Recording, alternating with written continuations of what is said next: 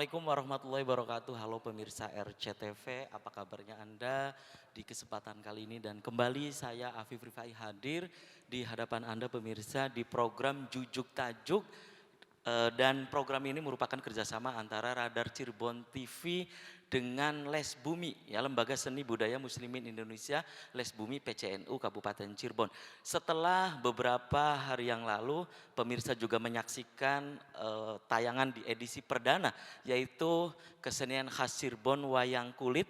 Dan tadi Anda pemirsa di rumah saksikan juga pertunjukan kesenian khas Cirebon. Ya bukan hanya wayang kulit pemirsa, namun di kesempatan kali ini tadi Anda di rumah saksikan adalah kesenian cokek dan juga dilanjut dengan berokan. Nah pemirsa, di kesempatan kali ini nanti saya hadirkan ada Dewan Pakar Les Bumi PCNU Kabupaten Cirebon, yaitu Dr. Rafan S. Hasim M.Hum, kemudian juga ada praktisi ya dari kesenian cokek dan berokan, yaitu Kang Surip. Dan di kesempatan kali ini juga ini pemirsa di sebelah saya, nanti Anda di rumah juga bisa menyaksikan ada pemain ya, pemain tadi pemain kesenian cokek dan juga berokan. Nah ini pemirsa perlu saya informasikan bahwa kesenian ini, cokek dan berokan ini yang tadi Anda saksikan di layar kaca RCTV dari Losari Kabupaten Cirebon.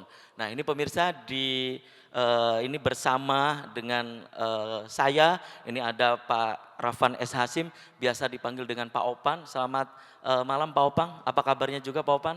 Selamat malam Mas Apip. Oke, Alhamdulillah baik Mas oke, Apip. terima kasih. Dan juga di sebelah Pak Opang, ini pemirsa ada generasi keempat ya dari kesenian cokek dan berokan di Losari Kabupaten Cirebon, ada Kang Surip. Selamat malam Kang Surip. Assalamualaikum. Apa kabarnya juga Kang Surip? Alhamdulillah. Oke, terima kasih. Dan juga ini pemirsa, Anda saksikan di layar kaca RCTV ada pemain-pemain, ini pemirsa tadi ada kesenian cokek dan berokan. Dan saya ke Kang Surip dulu nih, Kang Surip. Bisa tadi Anda saksikan ya, bisa Anda ceritakan Ya. tentang kesenian cokek. Apa sih kesenian cokek? Bisa Anda jelaskan? Oh, sebenarnya cokek itu dulunya itu eh, pengiring wayang potehi, wayang Pengiring Cina. wayang. Iya. Mm, mm, mm, Cuma kan wayang itu sudah nggak ada lagi, mm, jadi mm. musik itu dilestarikan lagi sama Buyut Jaya. Oh Hmm, gitu. iya, Itu itu. ya awalnya. Dan dalam catatan saya, Kang Surip ini kan generasi keempat ya. Iya, Nah keempat. ini sudah berapa lama kira-kira? Kurang lebihnya 13 tahun. 13 Iya. tahun. Mm-mm. Dan eh, kesenian cokek tadi ya, kemudian dilanjut berokan. Nah ini melambangkan apa sih kesenian cokek itu? Kesenian cokek itu ya melambangkan sebenarnya ini nggak ada kaitannya sama itu musik cokek sama berokannya. Oh tidak ada. Sebenarnya tersendiri-sendiri, Mm-mm, mm-mm. tapi cuman ini Kalau cokeknya saja Kang Surip? kalau cokeknya saja. Iya, kok kalau cokek itu apa gitu? Kalau cokek itu eh, Ini kesenian khas Losari iya, atau apa sih gitu? ini kesenian Tionghoa, Tionghoa, musik kemudian? Tionghoa, cuma dilestarikan oleh Buyut Jaya gitu. Iya, itu ya.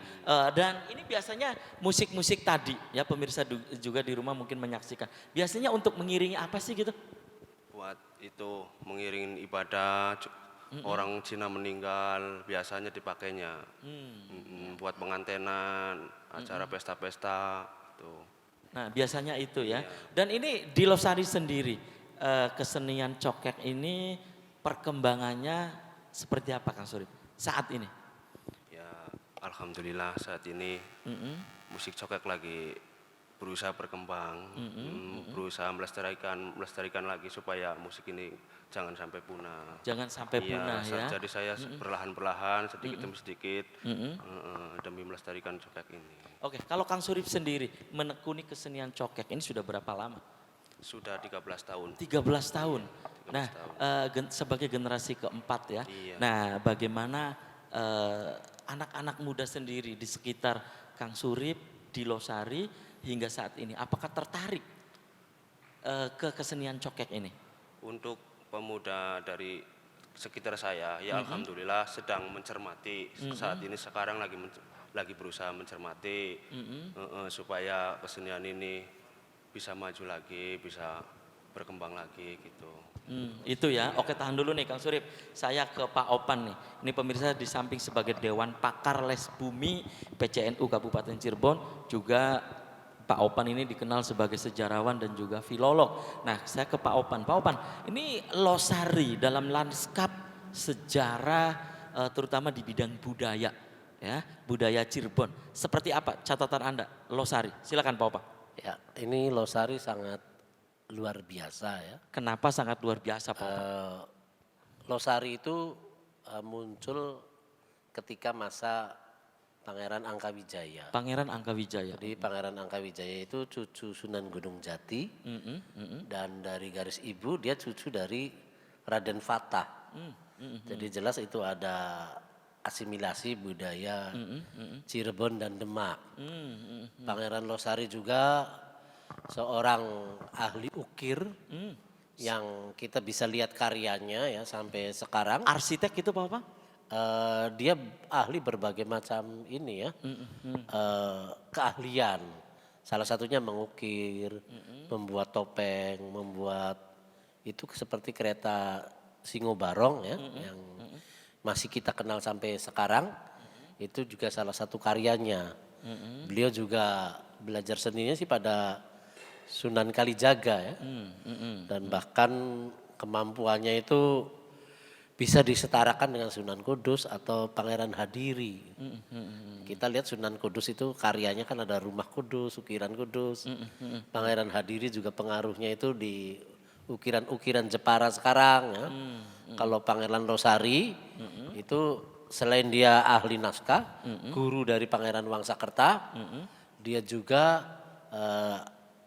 pengukir, beliau juga seorang mursid dan punya kemampuan spiritual, punya kemampuan keprajuritan, hingga pada masa itu namanya cukup melejit, hingga sering sering dibandingkan dengan Panembahan Ratu Satu sendiri. Jadi ini kalau beliau tidak mengalah ke Losari, itu takutnya di Cirebon ini ada dualisme. Oke. Makanya beliau lebih beruzlah di Losari yang dipilih. Pangeran Angkawijaya ini. Ya, sambil beliau juga mengawasi wilayah yang di Cirebon bagian timur ya. Yang sekarang dikenal dengan Jawa Tengah. Kan kalau dulu wilayah Cirebon itu sampai ke Pekalongan. Iya, oke Pak Opang, tadi Anda menyebutkan ini ada proses asimilasi budaya. Iya, Pak betul. Opang. Nah, apakah dengan ini pengaruh dari Pangeran Angkawijaya juga saat ini? Kita tahu kalau di barat ada Gegesik gitu ya, kemudian kalau di timur ada Losari, dan ini tumbuh bukan hanya cokek yang tadi pemirsa bisa saksikan di layar kaca RCTV ya. Ada tarian, ada ini juga gitu Pak Opang, topeng Losari, tari topeng Losari. Nah ini pengaruh dari Pangeran Angkawijaya gitu Pak Opang? Betul. Kita mengenal topeng di Cirebon itu sebetulnya intinya ada dua genre ya. Satu di Losari, satu di wilayah Cirebon. Dan yang paling kelihatan berbeda itu Losari ya. Kenapa gitu Pak Opang? Ada gerakan-gerakan yang khas ya. Yang seperti gerakan galeong. Oke, kita kembali ke cokek nih Pak Opang ya. Nah kita ke cokek. Yang setahu Pak Opang ini bahwa cokek Losari seperti apa gitu Pak Opang? Saya awalnya melihat cokek itu seperti di Betawi di Jakarta ya. Kalau di Betawi kan warna dramanya yang paling menonjol ya. Kalau di cokek Losari ini kelihatannya originalitasnya itu masih kelihatan. Ya tadi juga kita saksikan pemirsa ya bahwa itu tadi pertunjukan original ataupun originalitas panggung gitu Pak Opang. Iya. Ya warna-warna orientalnya masih kelihatan ya. Karena awalnya untuk pengiring potehi. Kita lihat kalau potehi itu kan dulu untuk kalau di negerinya sendiri itu kan bercerita tentang agama Buddha, tentang masa-masa dinasti-dinasti yang ada di Cina. Dan tentu ketika di sini juga mengalami penyesuaian. Ketika Potehi di Cirebon sudah tidak ada, ternyata masih hidup dengan cara beradaptasi. Iya, tradisi ini ya pokoknya. Nah ini yang buyutnya Mas Surip ini, siapa buyutnya namanya Mas? Pak Wastar.